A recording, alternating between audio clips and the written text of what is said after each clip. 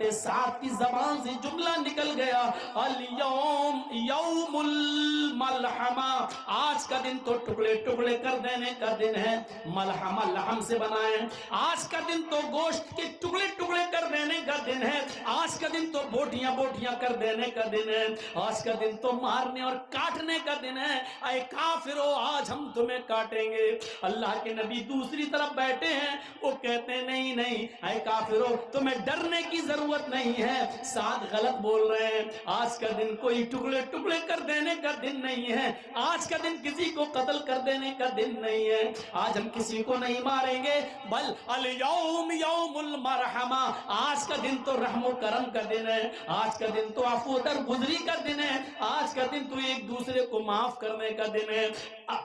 آج کا دن تو ایک دوسرے کو گلے لگانے کا دن ہے۔ نہیں نہیں تم بے فکر رہو، تم اسی مکے میں رہو گے، تمہیں کوئی نہیں مارے گا، ہاں لیکن اپنے جرموں کی معافی مانگ لو، مجھے پتا چلنا چاہیے کہ کس نے کیا ظلم کیا تھا، کیا جرم کیا تھا، آؤ آؤ مجھ سے معافی مانگو، میں تم سب کو معاف کرنے کے لیے تیار ہوں۔ ایک آیا، میں نے یہ جرم کیا، آپ نے کہا جاؤ میں نے تمہیں معاف کر دیا۔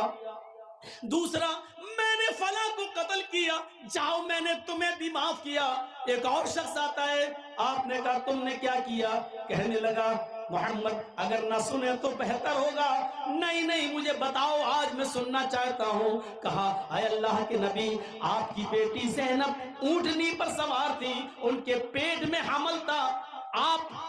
مدینے میں تھے اور آپ کے داماد علی آپ کی بیٹی کو مدینے کی طرف لے کر جا رہے تھے، بیٹی زینب کے پیٹ میں بچہ تھا، میں نے تیر اونٹنی کو مار کر زخمی کرنا چاہا لیکن غلطی سے وہ تیر زینب کے پیٹ میں لگ گیا تھا، زینب کا پیٹ پھٹ گیا تھا، اس کے پیٹ کا بچہ زمین پر گر گیا تھا، اور اسی حال میں علی اپنی سالی کو آپ کی بیٹی زینب کو مدینے لائے، پیٹ کا بچہ ضائع ہو چکا تھا۔ جب زینب کو ہوش آیا اور اس کو پتا چلا کہ میرے پیٹ کا بچہ نہ رہا تو آپ کی بیٹی زینب اس صدمے کو برداشت نہ کر سکی، ان کا انتقال ہو گیا۔ اے اللہ کے نبی میں آپ کی بیٹی زینب کا قاتل ہوں۔ اللہ کے نبی کی آنکھوں میں آنسو آ گئے، فرمایا ہبار میری بیٹی کی یاد دلا دیا آج تو نے، میں نے ہی اپنے ان ہاتھوں میں اپنی بیٹی کو دم توڑتے ہوئے دیکھا ہے، میں نے ان ہاتھوں میں اپنی بیٹی کو لیا اور اس کی آخری سانسیں اسی حال میں نکلی کہ اس کو صدمہ تھا کہ میرے پیٹ کا بچہ ضائع ہو گیا، لیکن اے ہبار میں وعدہ کر چکا ہوں کہ کسی سے کوئی بدلہ نہیں لیا جائے گا، او میری بیٹی کے قاتل، او میری بیٹی زینب کے قاتل، جا اے ہبار جا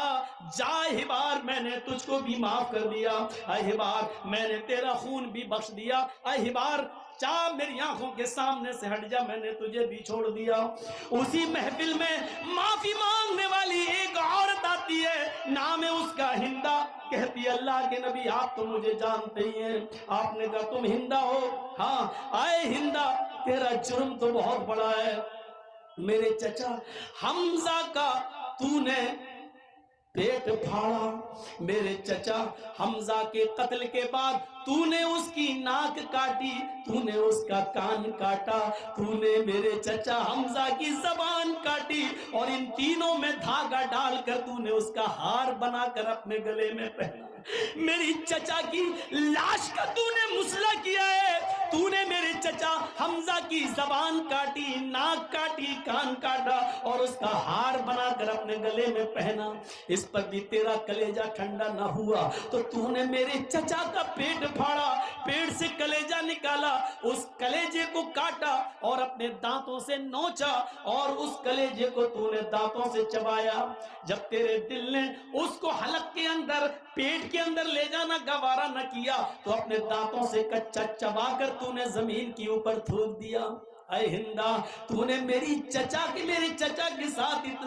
اتنا بھیانک اور خطرناک سلوک کیا، لیکن میں آج تجھ سے بھی بدلہ نہ لوں گا۔ اے ہندا جا میں نے تجھے بھی معاف کر دیا، اے ہندا لیکن ایک گزارش ہے میرے سامنے مت آنا، میں بھی انسان ہوں، میرے پاس بھی دل ہے، جب تو میرے سامنے آئے گی تو مجھے اپنے چچا کی لاش یاد آ جائے گی، جب تو میرے سامنے آئے گی تو مجھے اپنے چچا کا یہ مسئلہ کیا ہوا، یہ بگڑا ہوا اور ان کی لاش کے ساتھ یہ سلوک جو تو نے کیا وہ میرے سامنے آ جائے گا. اے ہندا جب تو میری آنکھوں کے سامنے آئے گی تو مجھے میرے چچا کی یاد آ جائے گی. یہ کہہ کر آپ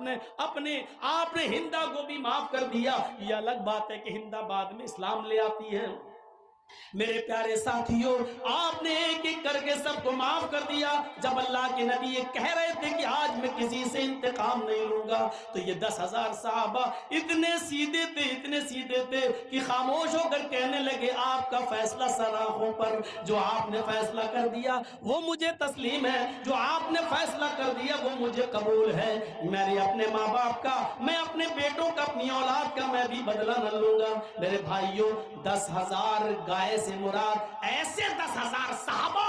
جو نبی اکرم پر اپنی جان نچھاور کریں گے اور ان کے حکم کے آگے اپنے سر تسلیم خم کر لیں گے. یہ 10,000 گائے سے مراد یہ ہے. تو 100 سونے کے سکوں سے مراد اصحاب صفہ, 10 ہار سے مراد عشر مبشرہ, 300 گھوڑوں سے مراد 313 جنگ بدر میں لڑنے والے صحابہ, 10,000 گائوں سے مراد مکے میں 10,000 صحابہ کا وہ لشکر جو جناب محمد رسول اللہ کے ساتھ مکے میں داخل ہوا اور اللہ کے رسول صلی اللہ علیہ وسلم کی بات کو تسلیم کر لیا. یہ پورا کا پورا منتر صرف محمد رسول اللہ پر فٹ اترتا ہے, پورا اترتا ہے. اس کے علاوہ اس منتر کے مطابق ہمیں کوئی نہیں دکھائی دے.